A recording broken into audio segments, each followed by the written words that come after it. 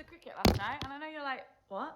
Because that's not me, that's not my persona, that's not my, I talk about going raving and traveling and stuff. I went to the cricket, and I was with some people that also like work in content, and they were like, don't tell your followers this isn't on brand, this is one where you can put the phone away. And I was like, yeah. And then actually the evening went on, and I admitted that I didn't know the rules of cricket, and instead of being laughed at and being shamed for not knowing a player from like 1992 who snapped their Achilles for some reason, it was like, cool, we'll explain the rules to you.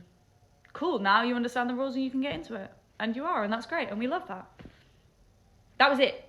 There was no shaming. I looked around and I was like, everyone here is really diverse in age, in sexuality, in gender, in race.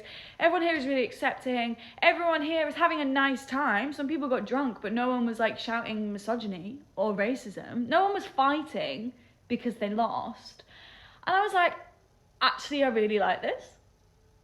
Actually, this is great. And like, I've seen a few women's football matches, and I will be going to the Women's Rugby World Cup later on this year, but I was a little bit melancholy, to say the least, when I came home, because I had such a nice time. And I thought, you know what, when I was 7, 6, getting into football, maybe if all the men in my life then hadn't laughed at me and like shamed me for trying to enjoy something that the boys enjoyed, maybe I would have had a life where I enjoyed sport.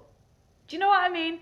But instead I had to have this like whole roundabout 20-year relationship with my relationship with sport. And actually maybe I just didn't like the crowd.